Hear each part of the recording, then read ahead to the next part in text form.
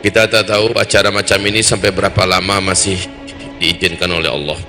Satu persatu larangan telah dibuat untuk mengurangi pertemuan-pertemuan yang sifatnya massal seperti ini. Di Arab Saudi kita sudah sama-sama paham apa yang saya sampaikan, hadis tentang akan terhalang umatku nanti di akhir zaman melaksanakan ibadah haji dan umrah, sepertinya sekarang sudah jadi kenyataan. Sesuatu yang mungkin membuat kita tak mengharapkan kalau terjadinya di zaman kita, tetapi kita sudah menyaksikan sekarang. Jumat kemarin pemerintah kerajaan Arab Saudi melarang khutbah tak boleh lama. Jumat seluruhnya dari khutbah sampai selesai hanya 15 menit. Dan sekarang mataf juga dilarang orang untuk tawaf di sekitarnya. Mimpi saya 3 tahun yang lalu, saya melihat Ka'bah itu sepi, buram dan suram. Saya tidak mengerti apa maksudnya. Sekarang apa yang saya lihat dalam mimpi jadi kenyataan seperti apa yang ada. Kaum muslimin yang kami muliakan, di Mekah juga sudah ada orang-orang yang terinfeksi oleh COVID-19 ini di Mekah. Wahai hamba-hamba Allah yang kami muliakan, sekarang untuk COVID-19 sudah menjadi pandemi, bukan lagi epidemi, karena sudah lebih 150 negara yang positif terjangkiti oleh COVID-19. Tidak terkira kerugian masing-masing negara secara ekonomi, hancur lebur ekonomi masing-masing negara, seluruhnya menuju terjun bebas sekarang ini. Dan saudaraku, hamba-hamba Allah yang kami muliakan, kalau sebelumnya Cina babak belur dan menuju kepada kondisi yang terberat, ternyata disusul oleh Iran, disusul oleh Korea Selatan, disusul oleh Itali malah lockdown satu negara, ya. Setiap kota-kotanya sudah dikunci. Dan ini juga terus ke Perancis, Inggris, Belanda, Jerman, menyebar terus, ya, sampai negara adidaya, negara superpower Amerika menganggarkan dana yang lebih besar lagi untuk mencoba perang melawan corona. Bala tentara Allah yang tak nampak Allah kirimkan kecil, sementara bala tentara mereka yang banyak seperti Cina punya 2 juta tentara tak mampu berkutik. Bahkan Israel sendiri mengkarantina 13.000 tentaranya, 4.000 sekian sudah dilepaskan. Bagaimana kita menyaksikan Korea Utara yang tentaranya kita dengar sangatlah beringas keras, ternyata juga dibabak beluri oleh COVID-19. Tak nampak, Pak, tak nampak. Sekarang ini semua negara sedang dalam kondisi berkabung dan berduka cita sebab petaka COVID-19 ini. Wahai Bapak Ibu, hamba-hamba Allah yang kami muliakan, sepanjang apakah berita ini akan berlangsung? Kalau menurut WHO, ini akan berlangsung selama 18 bulan. 18 bulan, ini bukan sebentar. Sejak 23 Desember sampai nanti 18 bulan setelah itu. Dan ini tidak ada negara yang akan mampu bertahan, karena masing-masing mencoba mengklaim sudah menemukan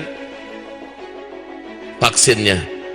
Tapi vaksin itu untuk bisa lulus harus uji klinis terlebih dahulu, dan ini memerlukan waktu lebih kurang 2 bulan.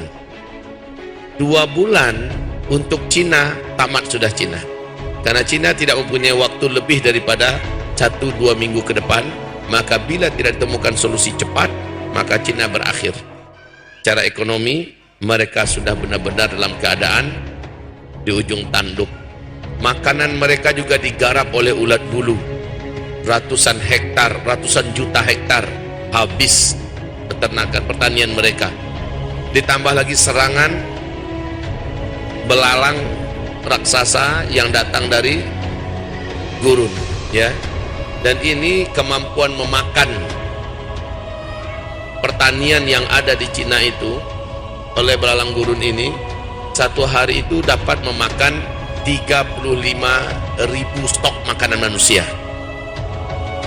Dan menurut PBB, ini belalang gurun yang besar-besar dan menggigit manusia ini, di bulan April besok ini jumlah mereka sudah 500 kali lipat dari yang ada sekarang. Tak tahu mana yang lebih ganas nanti, belalang ini atau corona. Luar biasa yang sedang Allah datangkan kepada makhluk sombong yang berkata tidak ada satupun kekuatan yang bisa mengguncang Dina. Butuh 1 minggu saja, maka sudah benar-benar kelimpungan dan menuju kepada titik paling nadir bagi mereka sekarang.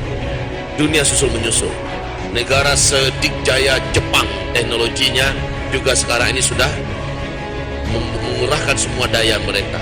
Negara yang begitu hebat dan kokohnya seperti Singapura juga sudah mengalami kerawanan pangan, dan ekonomi mereka juga sudah mengalami masa-masa yang sangat berat. Malaysia jangan ditanya, Australia apalagi, ya. Thailand juga sekarang sudah mengalami hal yang sangat menegangkan. Kaum muslimin yang kami muliakan, Indonesia juga mengalami peningkatan yang sangat tajam. Sehingga kebijakan demi kebijakan sudah mulai dibuat oleh Gubernur DKI kita, ya, di mana beliau perintahkan sekolah stop dulu, ya kan? Sekolah dilanjutkan secara online dan seterusnya, dan kebijakan-kebijakan publik sudah mulai ditutup satu persatu, seperti Car Free Day juga sudah mulai ditutup di beberapa titik dan sebagainya. Dan kemarin secara resmi Bapak Anies sudah memasukkan surat kepada PA212, kepada panitia yang akan mengadakan acara akbar pada hari Sabtu depan, di mana kita akan melakukan Isra Mi'raj terbesar di seluruh dunia di Monas.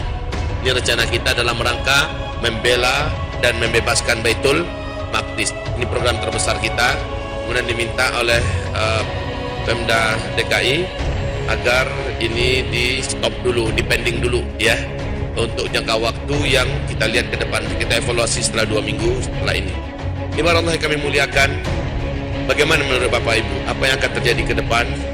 Saya hanya mampu membacakan dari hadis-hadis Nabi, ya. Dari hadis Nabi, inilah yang akan terjadi ke depan. Berikutnya yang akan terjadi setelah bermunculannya penyakit-penyakit yang menular sebagai wabah bagi manusia, yang berikutnya terjadi adalah terjadinya kelangkaan pakan, dan ini sedang on the way. Terjadinya kelangkaan pakan karena orang nggak produksi lagi, Pak. Hewan ternak mati dalam jumlah yang tidak terkira-kira. Sebab negara-negara ketika melakukan lockdown, ya, tiap-tiap kotanya, tiap-tiap negerinya, otomatis rakyat nggak boleh kemana-mana. Maka ternak-ternak mereka yang ada siapa yang akan urus? Makan minum mereka siapa yang akan antarkan? Pabrik-pabrik stop. Ini yang terjadi di Cina, Pak. Didatangkan 40 kontainer. Satu kontainer itu bisa membakar mayat dan bangkai dalam ukuran 5 ton. Dan daya bakarnya hanya butuh beberapa menit karena panasnya 800 derajat Celcius. 40 didatangkan, Pak. Sampai-sampai sulfur yang ditangkap oleh satelit yang ada di atas kota-kota Cina itu sudah di atas 1.500. Dan ini adalah apabila mampu membakar 15.000 mayat dalam satu kali pembakaran. Suatu perkara yang mengerikan, wahai kaum muslimin. Ternak-ternak mati semua. Sementara pertanian yang ada digarap oleh ulat bulu dan belalang. Masya Allah, apa yang tersisa lagi kaum muslimin? Pabrik-pabrik stop. Maka stok-stok yang ada di pasaran sekarang, pasaran dunia, ini ngabisin yang sudah ada. Setelah itu semuanya menjadi membumbung naik. Lalu kata Rasulullah, nanti di akhir zaman uang yang banyak, gaji yang banyak takkan mampu membeli makanan yang diperlukan. Ini akan terjadi, Pak. Saya tak tahulah bagaimana solusinya, demi Allah saya tak tahu. Ya, uang yang banyak, orang-orang yang digaji banyak tidak akan mampu memenuhi kebutuhan mereka untuk makan minum saja. Dan pada puncaknya dalam hadis Sahih Bukhari Muslim, tak akan terjadi kiamat sampai terlebih dahulu, kata Rasulullah, tetangga karena lapar dia akan bunuh tetangganya demi memperebutkan sepotong roti yang ada di tangan tetangga. Ini karena kelaparan, Pak. Dan ini adalah krisis yang akan kita hadapi bersama-sama. Tunggu demi Allah, seandainya Allah tidak memberikan solusi, maka mungkin kita termasuk yang mengalami peristiwa-peristiwa ini dalam kondisi berat, karena kita tinggal di tengah kepadatan penduduk. Kita tinggal di kota-kota besar. Kecuali yang tinggal di kampung-kampung, kecuali yang tinggal di perbukitan, yang membuat perumahan, yang mempunyai perkebunan sendiri, ternak sendiri segala macamnya, insya Allah mereka punya. Inilah makanya dari dulu saya ajarkan, saya anjurkan, betul tidak? Dari dulu saya anjurkan, ayo tinggal di siapkan tempat tinggal, siapkan peternakan, pertanian di bukit-bukit. Karena hadis Rasul mengatakan sebaik-baik orang beriman yang selamat di akhir zaman yang lari ke bukit-bukit, kata Rasulullah. Mereka bawa ternak-ternak mereka bawa harta mereka tinggal di situ dengan keluarganya menyelamatkan imannya. Udah berapa tahun saya anjurkan ini, tapi banyak orang tak peduli, hanya mendengar saja. Dan sekarang kita tinggal di kota-kota besar, dalam keadaan kelaparan nanti, kemana mau didapatkan makanan?